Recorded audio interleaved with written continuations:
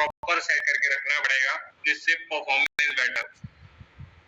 1-2 second में हम response दे देते हैं, बफरिंग हुई अगर बहुत ज्यादा टाइम होता है 1 से 2 सेकंड की, और बफरिंग अगर हो रही है तो कोई भी तुम्हारी वेबसाइट को फिर यूज नहीं करेगा, क्योंकि तुम्हारे कॉम्पिटिटर मार्केट में बहुत सारे हैं। फ्लिपकार्ट बफर करेगा तो अमेज़न पे शिफ्ट हो जाएंगे लोग, भाई ना। तो अच्छा ठीक है, परफॉर्मेंस की बात हो गई। सबसे इंपॉर्टेंट एक और फीचर आया, क्या? डेटाबेस इंडिपेंडेंट क्वेरी दिया है इन्होंने। ये कौन सी क्वेरी लिखते हैं? Database independent. एसक्यूएल में जो लिखते थे वो कौन सी क्वेरी थी? Database dependent query.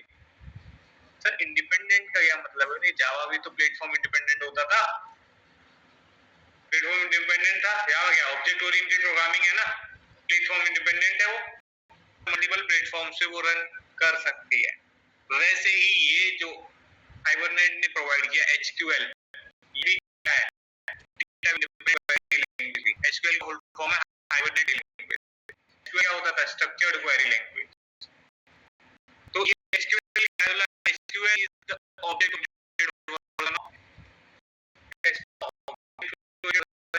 और इसे डिजाइन किया गया ऐसा कि ये डेटाबेस इंडिपेंडेंट हुए ना, तो ये जो आप एचक्यूएल में लिखी हो सारे डेटाबेस पे अवेलेबल हो रही है। हाँ देखो क्या लिखा है, it generates the database independent. इससे समझ आता है कि डेटाबेस कोई सा भी डेटाबेस डाउन द लाइन तुम यूज करोगे, ये सब पे वही क्वेरीज फायर करवा देगा, वही क्वेरीज एग्जीक्यूट करवा देगा। बस तुमको डेटाबेस बताना होता है। क्यों भाई बीच बीच में आके घुस रहे हो? रिकॉर्ड यहाँ हो नहीं रहा है क्या?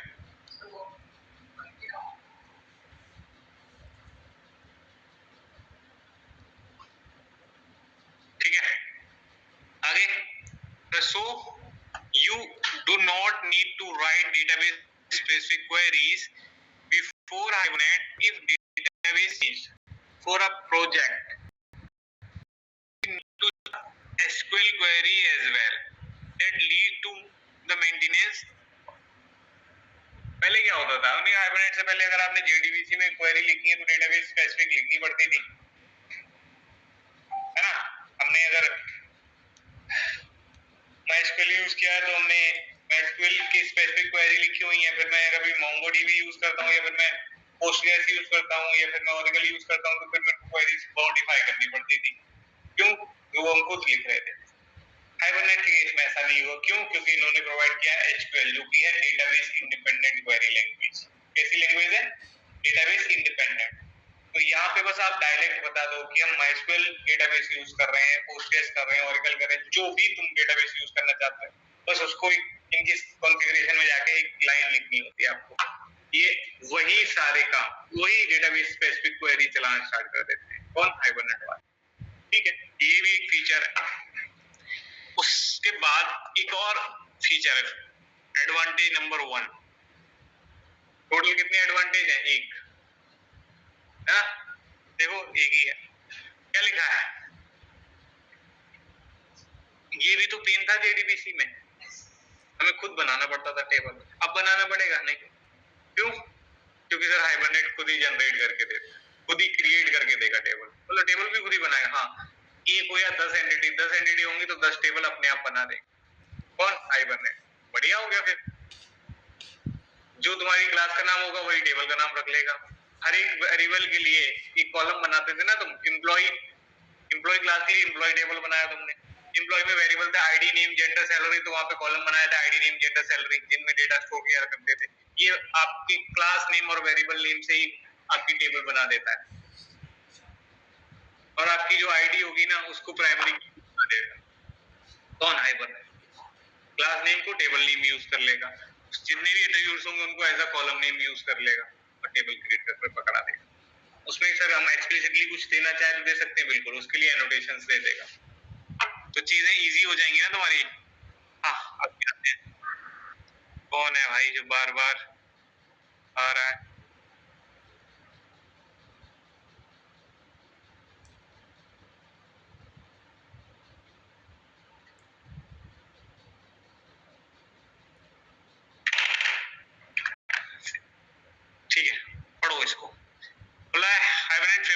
provide the facility to create tables of the database automatically, so there is no need to create table in the database manually हमको टेबल क्रिएट करने की जरूरत नहीं पड़ती.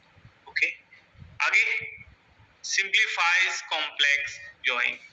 जॉइन देखो एसक्यूएल में जॉइन होता है, जब मल्टीपल टेबल से डेटा फेच किया जाता है ना, तो उसके लिए हमें जॉइन लगाना पड़ता है.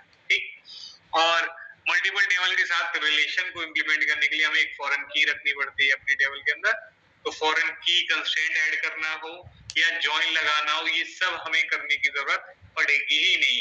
हम तो सिंपली इससे बोल देंगे हाइबरनेट से गेट या लोड नाम का एक मेथड होगा, उससे बोलेंगे गेट एम्प्लॉय. एम्प्लॉय के साथ उसका जो रिलेशनशिप होगा एड्रेस पे या आपके कार का इंजन पे होता है ना, अपने आप लाके देगा, हमें उसकी टेंशन लेने की जरूरत नहीं. सारे जॉइन खुद चलाता है. ठीक है, तो वो वाला हेडेक भी इसने सॉल्व कर दिया. दूसरा feature number 1, provide query statistics and database status. आपको चाहिए कि आपको आपके कंसोल पे सारी इंफॉर्मेशन चाहिए कि कौन सी क्वेरी कितना टाइम ले रही है, क्या स्टेटस है, वो सब भी ये प्रोवाइड करते हैं. आप चाहो तो आपके कंसोल पे सब कुछ प्रिंट कर देंगे. ये कुछ बेसिक सी बातें हैं हाइबरनेट जो तुमको प्रोवाइड करने वाला है. धीरे धीरे तुम्हें पता लगेगा कि कैसे और क्या करना हो. ठीक, अच्छा, हमने सुना था hibernate is an ORM tool. तो ये सर ORM होता क्या है? हाइबरनेट खुद ORM टूल है. हाइबरनेट क्या है? एक ORM टूल. ऐसे मल्टीपल ORM टूल्स हैं मार्केट में जो JPA का इम्प्लीमेंटेशन देते हैं, उनमें से एक है हाइबरनेट. तो चलो पढ़ के देखें. An ORM tool simplifies the data creation. कोई भी ORM टूल है, क्या करता होगा? क्या करता है? फिर से पढ़ो. An ORM tool simplifies the data creation. Table level बनाना, कोई भी क्रिएशन हो, वो डेटा मैनिपुलेशन में आपका इंसर्ट, अपडेट, डिलीट आ गया, एंड डेटा एक्सेस, रीड आ गया ना. करेक्ट, मतलब वो सारे ऑपरेशन, वो सारे मैनिपुलेशन जो एक डेटा के साथ करते हैं, वो सिंप्लीफाई कर देता है कौन? एक ORM टूल. क्या है ये? बोला it is a programming technique that maps the object to the data stored in the database. नाम क्या है? Object relational mapping. Object, Java object की बात होगी, रिलेशनल डेटाबेस की बात होगी, RDBMS, मैपिंग फॉर मैपिंग. तो ऑब्जेक्ट को रिलेशनल डेटाबेस से मैप करने का ही तो काम करेगा कौन? कोई भी ORM टूल. हाइबरनेट भी क्या है? ORM tool. तो ये भी वही करेगा. तो देखो फिर से पढ़ो इसको. It is a programming technique that map करता है किसको? द ऑब्जेक्ट, आपके ऑब्जेक्ट को, उस एम्प्लॉय की वो ऑब्जेक्ट था ना जो तुम्हारा पर्सिस्टेंट ऑब्जेक्ट जिसे तुम सेव करना चाहते हैं, उसे वो सीधा मैप करा देगा इससे टेबल से. तो तुम सीधा सेव मेथड कॉल करोगे, आपका ऑब्जेक्ट डेटाबेस में, ना आपको स्टेटमेंट बनाना, ना प्रिपेयर स्टेटमेंट, ना इंसर्ट क्वेरी चलानी, कुछ चलाएगा.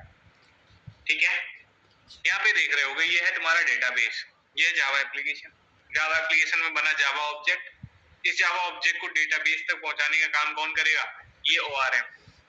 क्या करेगा? इस ऑब्जेक्ट को इस रिलेशनल डेटाबेस से मैप कर देगा. यही तो काम है ORM का. समझ पा रहे हो? कितनी बात समझ पा रहे हो? बहुत. अब JPA की बात आ जाए. अगर हमने अभी सुना था थोड़ी देर पहले या कल भी सुना था, यहाँ पे hibernate implements the specifications of JPA. तो यहाँ पे अगर मैं आपको एक छोटा सा इंट्रोडक्शन दूं JPA का, तो वो देखो ये रहा. JPA can be seen as a bridge between object-oriented domain models and relational database system. Object-oriented domain model मतलब क्या है? हम जो पैकेज बनाते थे ना एंटिटी नाम से, जिसके अंदर एम्प्लॉय रखा जाता था, याद है? इसमें JDBC में भी तो बनाया था ना. वो क्लासेस, वो फुली इनकैप्सुलेटेड क्लासेस जो आप बनाते हो, उन्हें हम डोमेन, मॉडल या एंटिटी नाम से क्रिएट करते हैं. जो पैकेज बनाते हैं ना, उसका नाम एंटिटी रख सकते हैं, उसका नाम मॉडल भी रख सकते हैं. तो ये उसी एंटिटी की बात कर रहे हैं. अब पढ़ो फिर से, तब समझ में आएगा. JPA can be seen as a bridge between entity कह लो एंड रिलेशनल डेटाबेस सिस्टम. उन दोनों के बीच में एज अ ब्रिज काम करेगा. एम्प्लॉय को डेटाबेस में तो पहुंचाना है, एम्प्लॉय ऑब्जेक्ट को डेटाबेस में तो पहुंचाना है,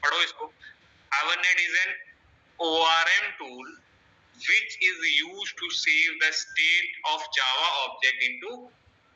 तो आपसे पूछा गया व्हाट इज हाइबरनेट, तो आप ये बता सकते हैं नहीं हाइबरनेट क्या है? ORM टूल होता है sir which is used to save the state of Java object into database। Java object की स्टेट ही तो सेव होती है, वैल्यूज ही तो जाती हैं, वैल्यूज को ही तो स्टेट कहते थे। याद करो कंस्ट्रक्टर की definition, constructor is used to initialise the state of an object, object की स्टेट को ही तो इनिशियलाइज करता था। तो वही स्टेट जो कंस्ट्रक्टर के थ्रू आप इंजेक्ट करते थे, क्या वैल्यूज ही ना, उन्हीं वैल्यूज को डेटाबेस में स्टोर करने का काम करेगा कौन? हाइबर। ये है एक बेसिक और इंपॉर्टेंट डेफिनेशन जो तुम बता सकते हो। नेक्स्ट, ये जस्ट स्पेसिफिकेशन है जेपीए का। Next point it is just a specification, various ORM tools implements it for data persistence। हाँ हमने सुना था, दो तीन के नाम तो अभी सुने थे। हाँ वही है, ये काइंड ऑफ इंटरफेस है, API है, वैसे तो API है, तो API में इन्होंने क्या किया, स्टैंडर्ड दे दिए, बोले इसी नाम से तुम सारी चीजें बनाओगे। इन लोगों ने क्या किया, हाइबरनेट वालों ने उन्हीं को इम्प्लीमेंट करके उनके मेथड्स को ओवरराइड करके लिख दिया लॉजिक। ठीक, तो ये कह रहा है various ORM tools implements it for data persistence। JPA को तो मल्टीपल लोग इंप्लीमेंट कर लेते हैं। बोला हाइबरनेट के केस में ये पॉइंट बोला, it is one of the most frequently used JPA implementation. Hibernate क्या है तो जेपीए इंप्लीमेंटेशन ही ना, वही लिखा हुआ। Next, it is defined in Java x.persistence package. Java x अभी ये रीनेम होके जकार्ता हो चुका है। ठीक है, पिछली जितनी भी डिपेंडेंसीज हुआ करती और जितनी भी लाइब्रेरी हुआ करती थी वो उनका बेस पैकेज नेम रहता था जावा एक्स, अब वो होता है जकार्ता। ठीक है, हाइबरनेट से रिलेटेड कोई भी क्लास कोई भी इंटरफेस यूज हो करोगे ना तो उसको इंपोर्ट करने से पहले ध्यान रखना org.hibernate होगा बेस पैकेज नेम org. तो जब आप इंपोर्ट करने जाओगे ना तो सजेशन में आएंगे मल्टीपल, तो आपको कोई ना करके हाइबरनेट इंप्लीमेंट कर रहे हो ना तो org.hibernate वाला ही आप इंपोर्ट भी करोगे, नहीं तो फिर चलेगा नहीं।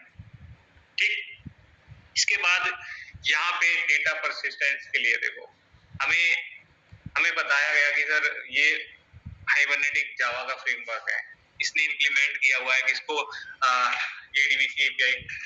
तो इन्होंने हमें सब कुछ क्या दिया होगा, जावा बेस दिया होगा, मेथड वेथड दिए होंगे। ऑब्जेक्ट को सेव कराने के लिए मैंने बोला था ना सेव या परसिस्ट मेथड देते हैं। हाँ, वो मेथड को कॉल करने के लिए ऑब्जेक्ट तो चाहिए होगा ना, जिस क्लास का वो मेथड होता होगा, तो उस मेथड को कॉल करने के लिए हमें हाइबरनेट में सेशन का ऑब्जेक्ट चाहिए होता है। क्यों लिखा गया, it uses session interface to create read and delete operation for instance of mapped entity classes. It behaves as a runtime interface between the Java application and Hyper। यही वो इंटरफेस है जिसके पास वो सारे मैनिपुलेशन वाले मेथड्स हैं। कौन सा वो इंटरफेस है, सेशन। ठीक, बट सेशन का ऑब्जेक्ट, सेशन इंटरफेस है ना, सेशन इंटरफेस है तो ऑब्जेक्ट तो बन नहीं सकता, तो इसका ऑब्जेक्ट कौन प्रोवाइड करेगा, इसका ऑब्जेक्ट प्रोवाइड करने वाला जो बंदा है ना वो है सेशन फैक्ट्री। सेशन का ऑब्जेक्ट कैसे बनता है, सेशन बनते हैं कहाँ, उसकी फैक्ट्री के अंदर, इसका नाम ही है सेशन फैक्ट्री, वो भी एक इंटरफेस ही है। सेशन फैक्ट्री क्या है, एक इंटरफेस। तो सबसे पहले हम कॉन्फ़िगरेशन का ऑब्जेक्ट बनाते हैं, कॉन्फ़िगरेशन से हमें मिलता है सेशन फैक्ट्री और सेशन फैक्ट्री से हम सेशन बना देते हैं। अब आप एलिजिबल हो, कोई भी मेथड कॉल कराओ, कोई भी ऑपरेशन कराओ। सेम जेपीए वालों ने भी कुछ इंटरफेसेस दिए, सेशन फैक्ट्री की जगह इन्होंने दिया है एंटिटी मैनेजर फैक्ट्री। यहाँ पे तुम एंटिटी मैनेजर से कहोगे ना वो वही सारे काम करेगा, पढ़ के देख लो। जो यहाँ सेशन करता है वो यहाँ एंटिटी मैनेजर करता है, यहाँ सेशन बनता है सेशन फैक्ट्री में, तो एंटिटी मैनेजर कहाँ बनेगा, एंटिटी मैनेजर फैक्ट्री में। बाकी सब सेम ही है, बस इंटरफेसेस के नाम अलग अलग है। यहाँ पे हाइबरनेट देता है SQL, ये क्या देते हैं, JPQL, जावा परसिस्टेंस क्वेरी लैंग्वेज। ठीक, अच्छा ये चीजें और ज्यादा तब समझ में आएंगी जब हम एक प्रोग्राम बनाएंगे, क्योंकि मुझे पता है ये वाली चीजें तुम्हें नहीं आ रही सब। हाँ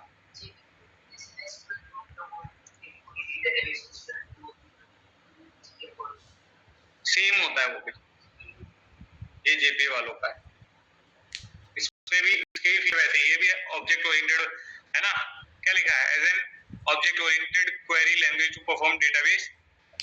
ये भी। अब बात कर लेते हैं हाइबरनेट आर्किटेक्चर की। हाइबरनेट आर्किटेक्चर मतलब क्या सर? हमने कहा तुम्हें तुम्हारे एप्लीकेशन में जो तुम्हारा परसिस्टेंट ऑब्जेक्ट है, जो जावा ऑब्जेक्ट है, उसको तुम्हें यहाँ ले जाना है डेटाबेस में, तो उसके लिए हाइबरनेट यूज करना चाहते हो। हाइबरनेट में क्या करना पड़ेगा? कुछ लॉजिक तो लिखोगे ना हाइबरनेट के लिए, तो दो फाइल बनानी पड़ती है, एक मैपिंग फाइल है, मैपिंग फाइल ये वही फाइल है जिसमें आप अपनी एंटिटी को जावा डेटाबेस से मैप करवा रहे हो। कॉन्फ़िगरेशन वो फाइल है जिसमें आप डेटा सोर्स बता रहे होते हो। मतलब अब बताओ मुझे, एक डेटाबेस तुमने MySQL इंस्टॉल किया हुआ है, MySQL एक एप्लीकेशन ही तो है जहाँ पे आपने एक डेटाबेस बनाया था, टेस्ट डीबी क्या बनाया था, टीम बनाया था, और उसके अंदर तुम डेटा स्टोर करे जा रहे हो।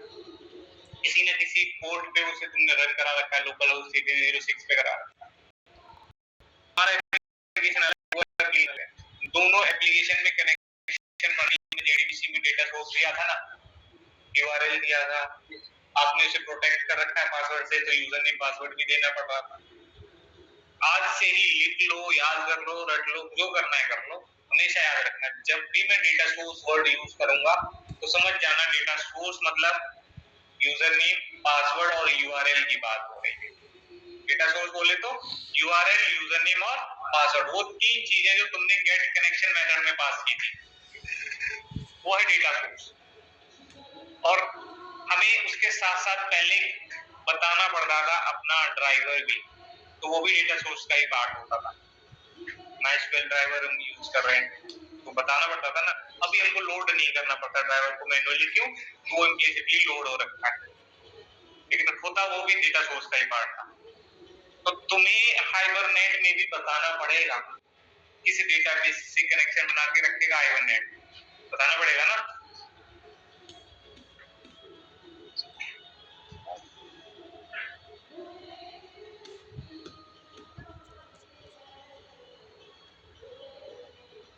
इसे पढ़ा था द ORM टूल, जो ORM पढ़ा था, ORM tool internally uses JDBC API to interact with the database.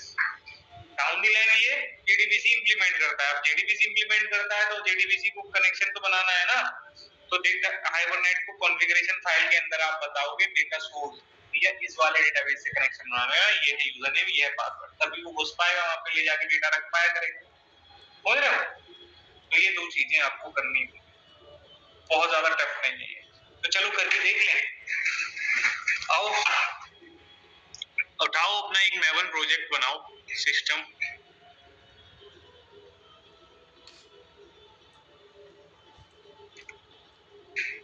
New पे गए, मैवन प्रोजेक्ट बना है,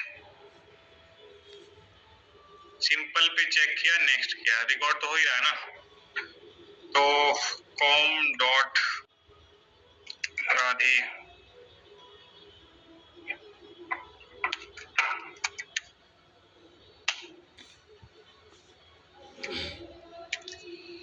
राधे हाइबरनेट, ठीक है, फिनिश।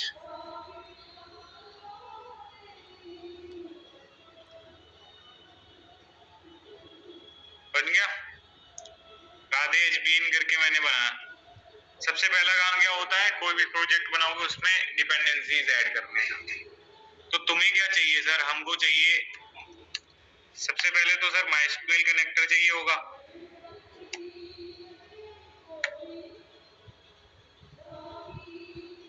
MySQL कनेक्टर क्यों चाहिए सर? JDBC में तो चाहिए था ना, हाँ कनेक्शन बनाना ना, तो वो सारी जार्स, वो ड्राइवर सब कुछ कहाँ होगा? उसी के अंदर, वो डिपेंडेंसी तो ये चाहिए। लेकिन अब हम हाइबरनेट भी इंप्लीमेंट करने जा रहे हैं, और हाइबरनेट से रिलेटेड सारी जार्स, सारी की सारी क्लासेस जो अभी तुम सुन रहे थे ना, वो AJI.hibernate पैकेज के अंदर रखे होंगे, वो सारे इंटरफेसेस और क्लासेस, एनोटेशंस, सेशन वेक्टर कहाँ होंगे सर? किसी जार के अंदर होंगे। वो जार है क्या तुम्हारे उस जेआरई के अंदर? जेआरई में नहीं होती, उसके लिए एक्सप्लिसिटली एक डिपेंडेंसी लाकर रखनी पड़ेगी, तभी वो डाउनलोड होगी। तो अभी आप देख पा रहे होगे इधर कोई मैवन डिपेंडेंसी नहीं है, जेआरई है, जेआरई में थोड़ी ना रखा होगा वो। तो उसके लिए हमें क्या करना है, दो डिपेंडेंसीज लेकर आनी होगी।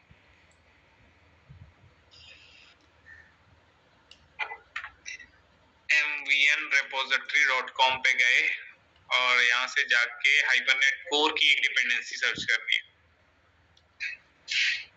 ठीक है।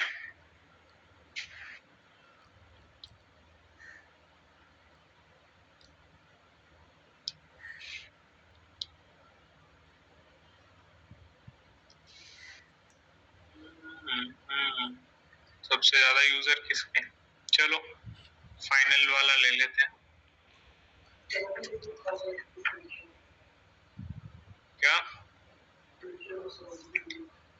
ये हो गया सर, माइस्क्यूएल कनेक्टर चाहिए, वो तो राधे जेडीबीसी में पढ़ा है ना डिपेंडेंसी उसका, यहीं से उठा लेते हैं।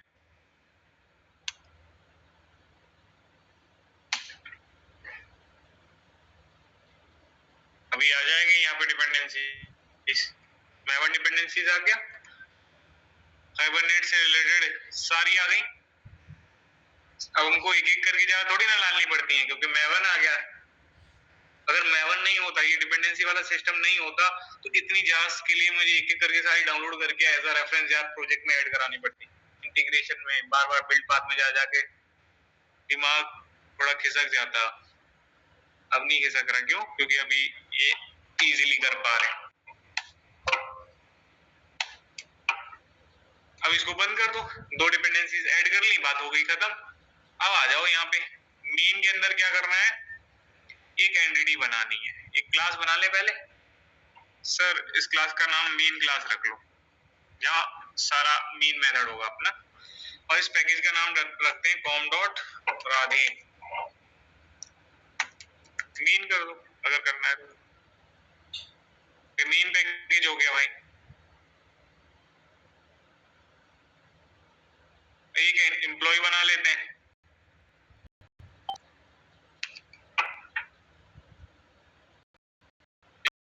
एंटिटी या मॉडल, कुछ भी नाम रख लो तुम। ये क्लास यहाँ बन गई।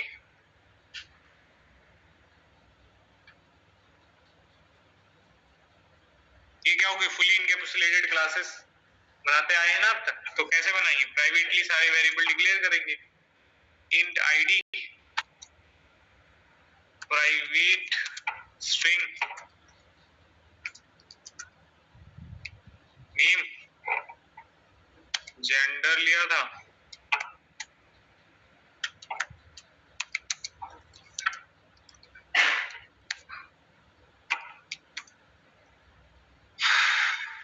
तो अब चलो सोर्स जनरेट करते हैं, क्रिएट कंस्ट्रक्टर यूजिंग फील्ड्स, एक नो आर्गुमेंट भी बना लेते हैं, कभी किसी को बेचारे को नॉर्मल ऑब्जेक्ट बनाना हुआ तो बन नहीं पाएगा फिर, है ना। गेटर सेटर्स बना लेते हैं,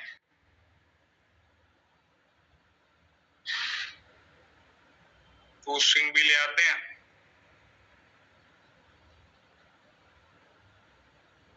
बन गई फुली इनकैप्सुलेटेड क्लास। और मेन के अंदर इसका ऑब्जेक्ट बना लेते हैं, तो मेन के अंदर एम्प्लॉय का ऑब्जेक्ट बनाने चले तो इंपोर्ट कर लो पहले उसको, इंपोर्ट नहीं करोगे जब तक अगर थोड़ी ना तुम उस क्लास को यूज कर सकते हो, तो दूसरी पैकेज में है। तो employee equals to new employee और आईडी है उसका 1, नेम है कान्हा, जेंडर है मेल और सैलरी है कुछ ये, बन गया।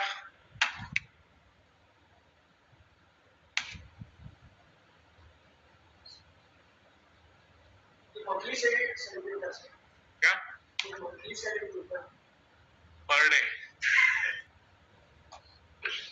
ठीक है, तो बन गया ऑब्जेक्ट। अब आ जाओ उस आर्किटेक्चर पे, मैंने ये क्या किया है वो तुम्हें दिखा। सर हमारा जावा एप्लीकेशन रेडी है और उसमें ई नाम का एक असिस्टेंट ऑब्जेक्ट भी बन चुका है, डेटाबेस माइस्क्यूएल इंस्टॉल्ड है। अब जरूरत है तो किसकी, हाइबरनेट की, तो हाइबरनेट लिख लें। हाइबरनेट को इंप्लीमेंट करने के लिए क्या करना पड़ेगा, 2 फाइल बनानी पड़ेंगी, दोनों कॉन्फ़िगरेशन और मैपिंग फाइल। ये दोनों ही XML फाइल होती हैं, किस टाइप की, XML, इनका एक्सटेंशन होगा .xml। तो कहाँ बनती है, मैंने कहा जो भी रिसोर्सेस होते हैं ना हमारे एप्लीकेशन के वो इस फोल्डर में रखे जाते हैं, ऐसा तुम्हें बताया गया था। तो आओ फिर इस पे राइट क्लिक करो, यहाँ पे XML का ऑप्शन आ जाएगा, XML, और जिसका XML का ऑप्शन नहीं आए उसके लिए फाइल का ऑप्शन आता है, ध्यान रखना, फाइल आएगा, सिंपल फाइल। ये वाला फाइल का, जनरल में फाइल का ऑप्शन आए ना, इस पे चेक करके नेक्स्ट करना है, लास्ट में बस एक्सटेंशन लगा देना है .xml, फाइल बन जाती है। तो सर कौन सी फाइल पहले बनाए बता दो, मैपिंग फाइल पहले बना लो। मैपिंग फाइल का नाम क्या रखें, उसका कोई स्टैंडर्ड होता है क्या सर? नहीं होता तो है स्टैंडर्ड, फाइल का नाम रखने का भी एक स्टैंडर्ड है। मैपिंग फाइल का क्या नाम रखें?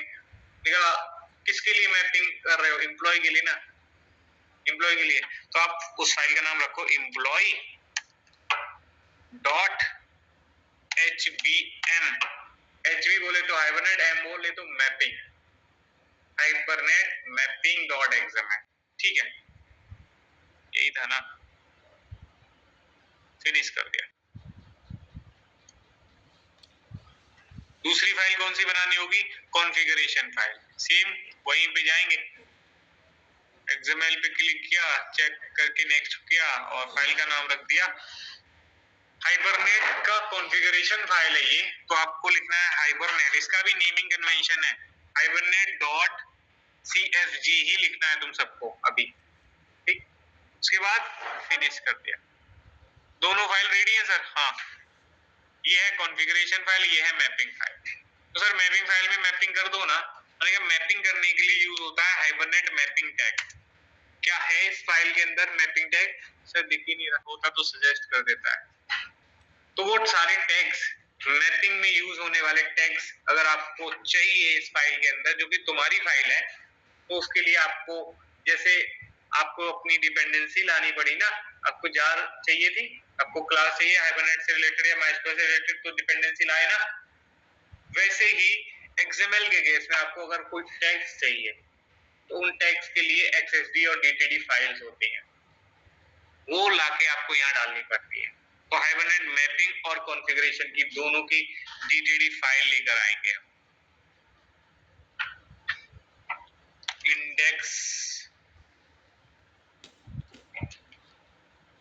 index/DTD लिख दिया मैंने।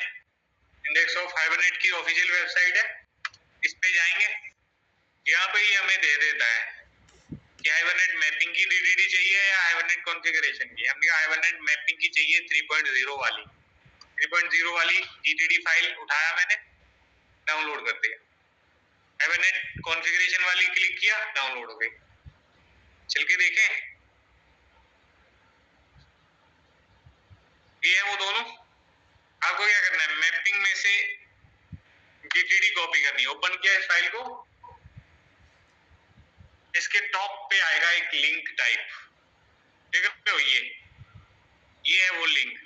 अरे भाई तुम हट जाओ ना, ये जो है ना, ये DTD, इसको कॉपी कर लेना, कॉपी करके और अपनी फाइल में लाओ और लाके पेस्ट कर दो। यहाँ पे सबसे टॉप पे उसे पेस्ट कर देना है, पेस्ट करके सेव करोगे या डाउनलोडिंग चलने स्टार्ट हो जाएगी। DTD डाउनलोड हो रही है, जैसे डाउनलोड होगी इतनी सारे टैग्स अब तुम्हारे इस फाइल के अंदर अवेलेबल हो गए होंगे। तो देखो हाइबरनेट मैपिंग अपने आप आ गया, कंट्रोल स्पेस किया, अपने आप आ गया, कोई एरर तो नहीं आ रहा? नहीं आया। सर कॉन्फ़िगरेशन करने के लिए भी तो कोई टैग चाहिए होते होंगे? हाँ, उसका नाम भी है हाइबरनेट कॉन्फ़िगरेशन टैग। क्या नाम है? नहीं आ रहा, अभी आएगा भी नहीं। क्यों नहीं आ रहा सर? क्योंकि आपने DTD नहीं डाली। तो चलो कॉन्फ़िगरेशन फाइल के अंदर से DTD कॉपी कर ले, ये DTD, ये किसकी है? लिखा है ना हाइबरनेट कॉन्फ़िगरेशन DTD है, तो इसको कॉपी किया।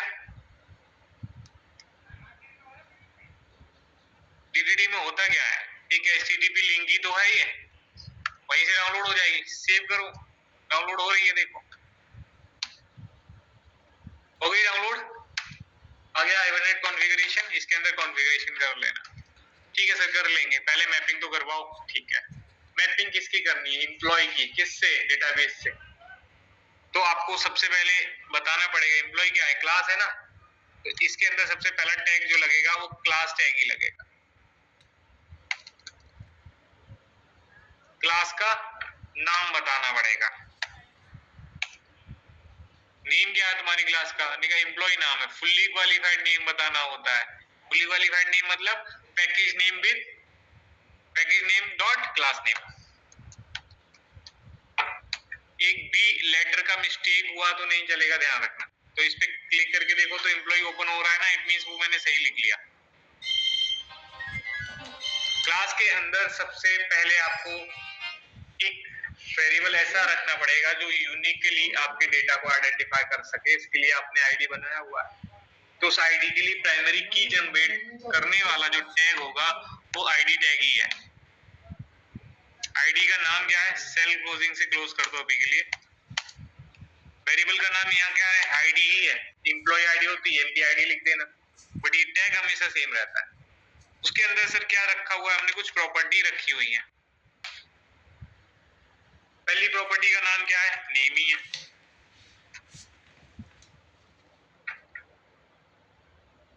दूसरी प्रॉपर्टी सर जेंडर है। तीसरी प्रॉपर्टी का नाम क्या है? सैलरी है।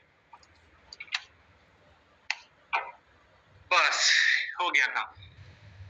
हमने यहाँ पे बता दिया, हाइबरनेट मैपिंग में बता दिया हमारी क्लास है एम्प्लॉय नाम की, जिसमें एक आईडी वेरिएबल है जिसको तुम प्राइमरी की बना लेना, एक नेम है, एक जेंडर है, एक सैलरी, 3 प्रॉपर्टीज है। तो हाइबरनेट क्या करेगा? यहीं से इस क्लास को as a table name use कर लेगा। ये जो वेरिएबल होगा इसको प्राइमरी की जनरेट करके दे देगा। बाकी जितनी भी प्रॉपर्टी टैग के अंदर बताई हुई प्रॉपर्टीज होंगी, नेम, जेंडर, सैलरी, इन सब के लिए कॉलम बना देगा। तो हो गई मैपिंग? हाँ हो गई मैपिंग। तो चलो कॉन्फ़िगरेशन भी कर ही लेते हैं। कॉन्फ़िगरेशन करने के लिए आपको हाइबरनेट कॉन्फ़िगरेशन में एक सेशन फैक्ट्री टैग लगाना पड़ता है। सेशन फैक्ट्री याद है? वो एक इंटरफेस था, तो उस इंटरफेस के लिए तो तुम्हें कॉन्फ़िगरेशन करनी है। सेशन फैक्ट्री में सबसे पहले हम क्या बताएं? ठीक है, सबसे पहली प्रॉपर्टी का नाम होगा, कॉन्फ़िगरेशन करने के लिए प्रॉपर्टी टैग यूज होगा। सबसे पहली प्रॉपर्टी का नाम क्या है सर? डायलेक्ट बताना है। डायलेक्ट क्या होता है इसका?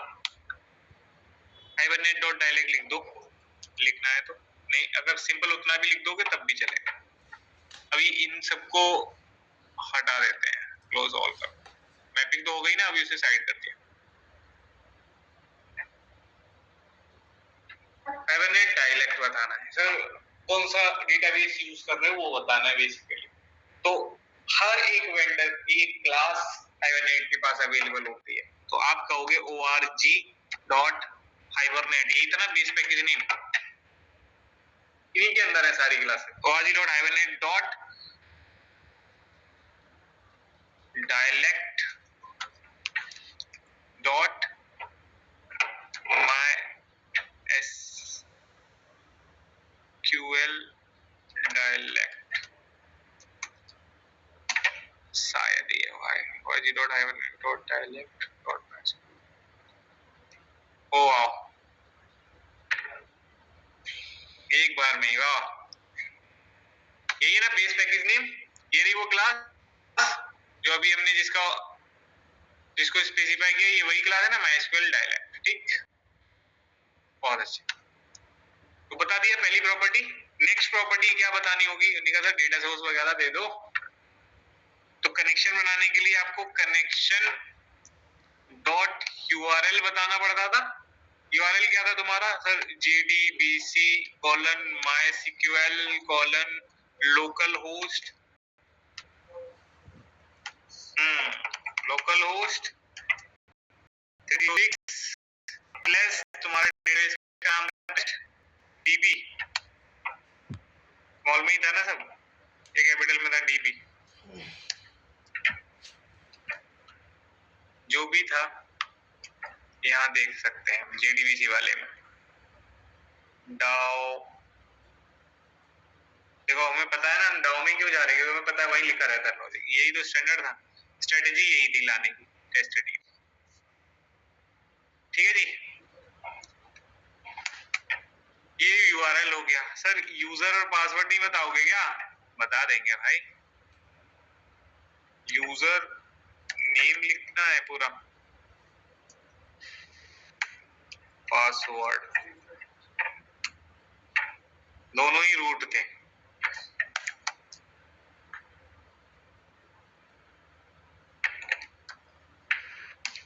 इतना तो हमारा ये बेसिक इंफॉर्मेशन है, हमने बता दिया MySQL यूज कर रहे हैं सर, और ये यूजर नेम है, ये URL है, ये पासवर्ड है। इसके बाद कॉन्फ़िगरेशन में क्या बताना पड़ता है, उन्हीं का नेक्स्ट प्रॉपर्टी हमें बतानी है हाइबरनेट को, कि जो भी हमारी हाइबरनेट मैपिंग है ना, हाइबरनेट मैपिंग है ना, उसी से आपको क्रिएट करना है टेबल।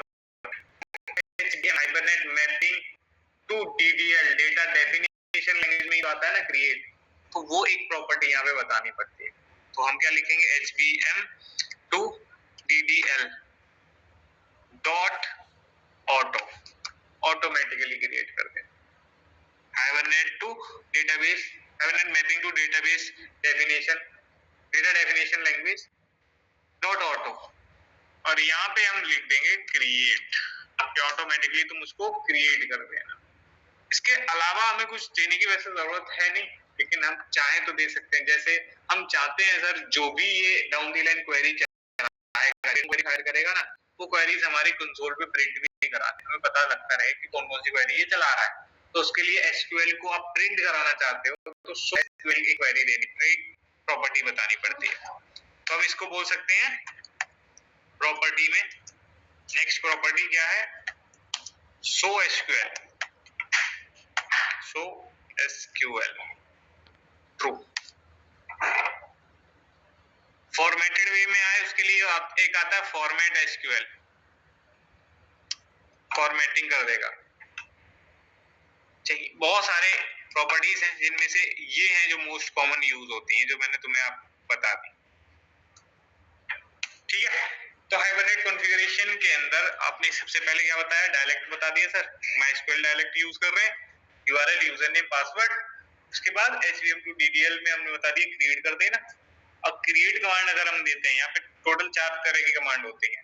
पहली क्रिएट लिखा है हमने, क्रिएट देते तो क्या करता है, हाइबरनेट सबसे पहले जाके सर्च करता है वो मैपिंग जो तुमने कर रखी है उस नाम की, एम्प्लॉय है ना, एम्प्लॉय नाम की ऑलरेडी टेबल अगर होगी तो पहले ड्रॉप करता है ये सबसे पहली क्वेरी। क्यों नहीं चलवाएगा, drop table if exist employ. उसके बाद फिर क्रिएट करेगा नई टेबल, उसके बाद फिर उसमें सारे इंसर्शन डिलीशन जो भी तुम करवा रहे हो वो ऑपरेशन करके। बढ़िया, चलो देखते हैं करके देखा। अब मैपिंग कहाँ कर रखी है, इस कॉन्फ़िगरेशन फाइल को बताना पड़ेगा। मैपिंग फाइल का नाम क्या है, तो मैपिंग रिसोर्स जो है ना उसका नाम तुम्हें तो पता ही है, employee.hbm.xml है। तो आप यहाँ आके बताएंगे लास्ट में, सबसे लास्ट में, कि मैपिंग जो कर रखा है ना उस रिसोर्स का नाम, क्योंकि वो XML फाइल है ना, तो XML मतलब रिसोर्स, XML है तो रिसोर्स है, तो employee.hbm.xml है उसका नाम। इनफ है, हो गया, ये है कॉन्फ़िगरेशन। बहुत अच्छे, अब सर चलो फिर करवा दो फिर डेटा को परसिस्ट, तो मेन में आ जाओ। इस एम्प्लॉय को सेव करना है, तो एम्प्लॉय को सेव करने के लिए हमें क्या चाहिए, सेशन ऑब्जेक्ट।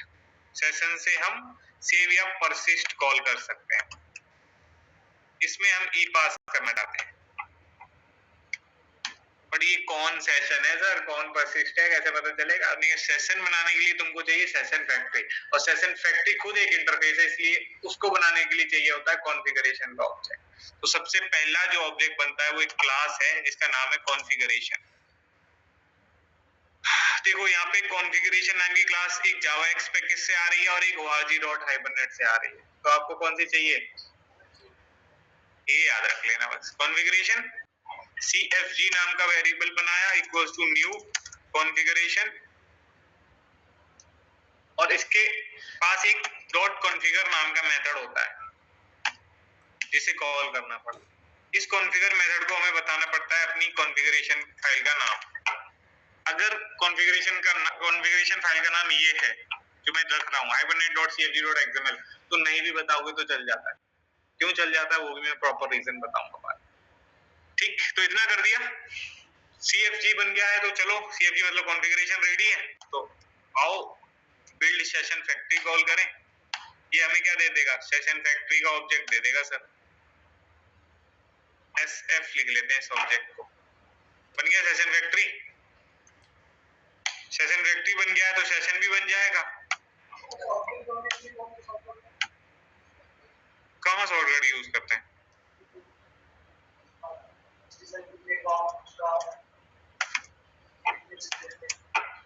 बन गया सेशन। आपको मैंने ट्रांजैक्शन पढ़ाया था कल JDBC में। ट्रांजैक्शंस को प्रोग्रामेटिकली हैंडल करने के लिए ऑटो कमिट मोड को हमें डिसेबल करना पड़ा था, क्योंकि JDBC में वो बाय डिफॉल्ट ऑन होता है, बट हाइबरनेट उसका जस्ट उल्टा है। हाइबरनेट फ्रेमवर्क है ना, इसने उस मोड को ऑफ ही कर रखा होता है, क्योंकि मल्टीपल ट्रांजैक्शंस करनी पड़ती हैं, तो उनको खुद ही हैंडल करने के लिए इन्होंने पहले से उसको ऑफ कर। तो ट्रांजैक्शन कुछ भी करोगे उसके बाद कमिट कॉल करना होगा, और कमिट मेथड को कॉल करने के लिए इन्होंने ट्रांजैक्शन नाम का ही इंटरफेस बना रखा है, उसी के ऑब्जेक्ट से आप कमिट कॉल करा सकते हो। तो ठीक है कराएंगे, बट अभी मैं कमिट नहीं कॉल करा के एक बार चला कर देखता हूँ, इसको पता चलेगा कि क्या ये चल रहा है या नहीं, क्या इंसर्ट क्वेरी चलेगी या नहीं, बस यही तो जानना है।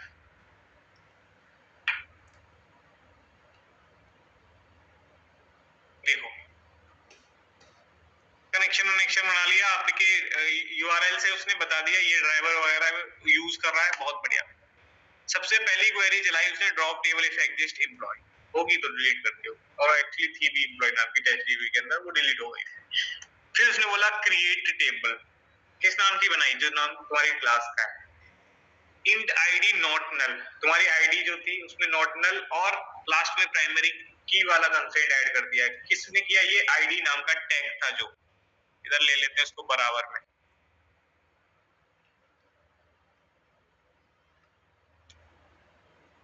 क्लास टैग ने क्या किया, टेबल बनवाया उसी नाम। आईडी टैग क्या करता है, बाय डिफॉल्ट वो दो कंस्ट्रेंट ऐड कर देता है, नॉट नल और प्राइमरी की वाला कंस्ट्रेंट। उसके अलावा सर ये तीनों कॉलम जो थे, नेम जेंडर और सैलरी, इन तीनों को प्रॉपर्टी टैग में डिफाइन किया था, इनके लिए कॉलम्स बन गए। सैलरी के लिए इसने इंटीजर ही रख लिया, जेंडर के लिए वेरिएबल यूज कर लिया। अपने आप कैसे, तुम्हारे हर एक वेरिएबल का एक डेटा टाइप होता है ना, वहीं से उसने आपका टाइप भी खुद ही पिक कर दिया। बट सर हमने तो मीन के अंदर परसिस्ट भी करवा रखा है, तो गया क्यों नहीं ऑब्जेक्ट डेटाबेस में? इंसर्ट क्वेरी कहाँ है, वो चलेगी नहीं, क्यों, कमिट नहीं किया। क्या नहीं किया? तो जब तक आप कमिट नहीं कर देते तब तक ये डेटा डेटाबेस में नहीं जाएगा, परसिस्टेंस लेयर पे ही रह जाएगा। तो आपको क्या करना है, सेशन फैक्ट्री से एक ट्रांजैक्शन का ऑब्जेक्ट बना लो, वही बना लो, सेशन डॉट बिगिन ट्रांजैक्शन करके एक मेथड आता है, उसे कॉल कर लेना। ये सारे क्या है, फैक्ट्री मेथड है, tx रख लो वेरिएबल का नाम, और लास्ट में आके जैसे ही परसिस्ट कॉल कराया उसके बाद में आगे तुम्हें क्या करना है, कमिट को कॉल कर देना। ट्रांजैक्शन का ऑब्जेक्ट क्यों बनाया, कमिट चाहिए था। सेशन फैक्ट्री, सेशन का ऑब्जेक्ट क्यों बनाया, परसिस्ट को कॉल करना था। सेशन बनाने के लिए सेशन फैक्ट्री चाहिए होता है, सेशन फैक्ट्री के लिए कॉन्फ़िगरेशन। ठीक है, अभी चला कर देखते हैं वापस इस प्रोग्राम को। कमिट कॉल कर दिया ना इस बार, देखते हैं वापस से जितनी बार प्रोग्राम को रन करोगे वो वही क्वेरी सेम दोबारा चलाएगा, ड्रॉप क्रिएट, फिर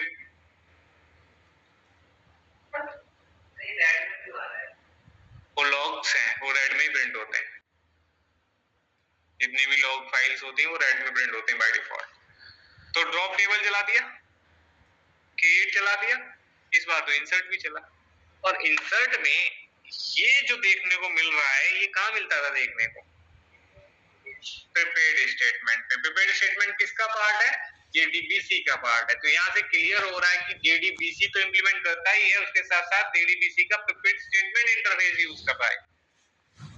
तो यहाँ पे SQL इंजेक्शन वाली चीज हो ही नहीं पाएगी कभी, इसलिए इन्होंने क्या किया, सेफ्टी के लिए प्रिपेयर्ड स्टेटमेंट की हाइबरनेट यूज कर। सर गया होगा ऑब्जेक्ट डेटाबेस में, देख लेते हैं, पता कर लेते हैं।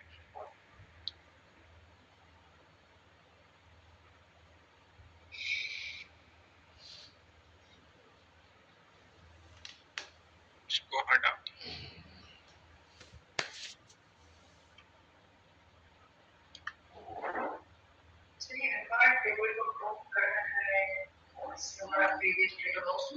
बिल्कुल होगा। उसके लिए अगर आप चाहते हो कि नहीं वो डेटा रहना चाहिए सेम टेबल में अपडेट करता रहे, तो क्रिएट हटा के अपडेट लिखना पड़ता है। दूसरी कमांड है वो, 4 कमांड है ना, अभी आएंगी सारी। अभी तुम्हें सिर्फ उस पर ध्यान देना कि हाइबरनेट का एप्लीकेशन चल जाएगा, बस। उसके अलावा कुछ नहीं सोचना, वो मैं सोच लूंगा। ठीक है,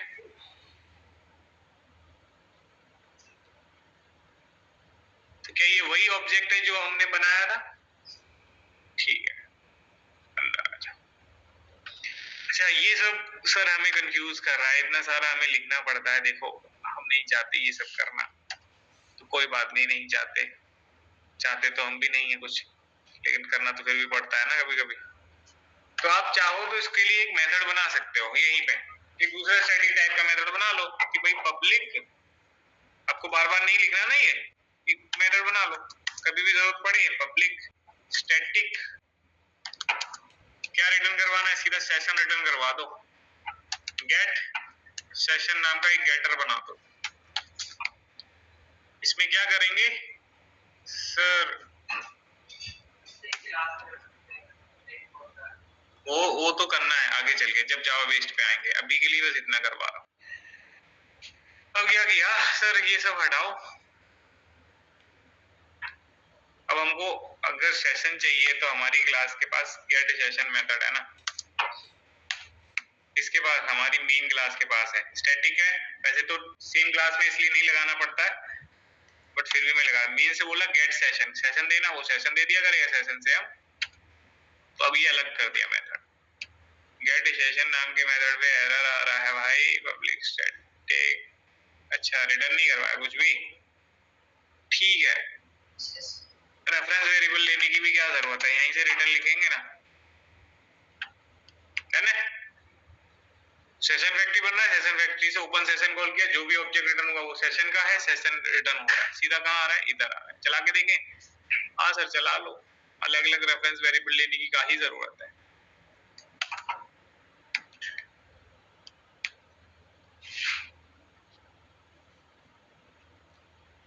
चल रहा है, बट सर हमको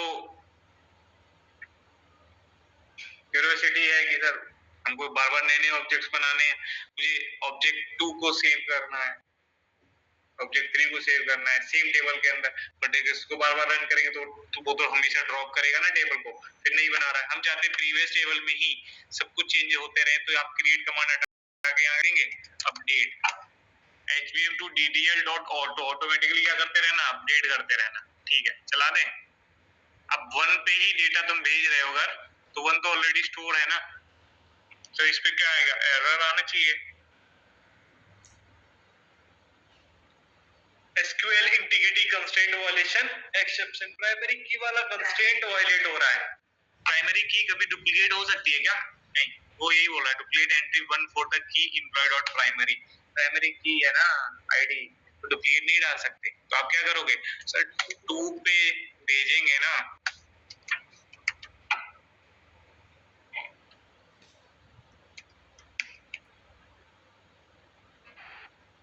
अभी चला के देखते हैं।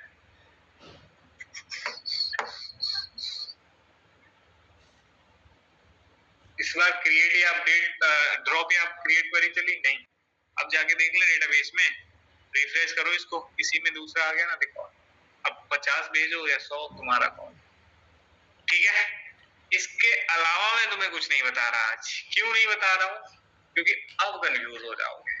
तो अभी तुम्हारा प्राइमरी फोकस किस पे होगा कि प्रोजेक्ट बनाना है हाइबरनेट का, और हाइबरनेट के प्रोजेक्ट में ये 2 फाइल बनती हैं और इन फाइल्स की कॉन्फ़िगरेशन का हम इसको तुम्हें देंगे एज अ जिप।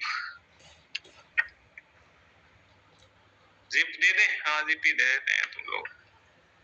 कौन सा गिटहब आता है तुमको सबको, गिटहब से एक्सेस कर लेते हो, चलो लो गिटहब कर देते हैं। कुछ राधे राधे। तू कौन यार ना समझ सही आ रही है 4000 से क्या था इसका? राधे। चिड़िया में अभी घर रखो याद करो कैमरा में पूरा रिकॉर्डिंग कर रहा हूँ और ना कर लेना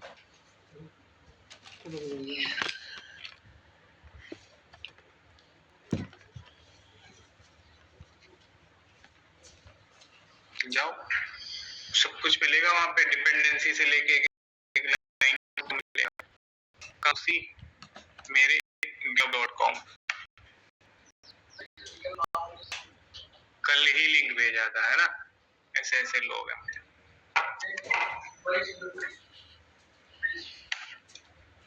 किसी भी ग्रुप में होगे ना एडवांस के, उसमें उसमें प्रोजेक्ट तो गिटअप पे ही रहता हूँ मैं, वही एक ही गिटअप अकाउंट होता है।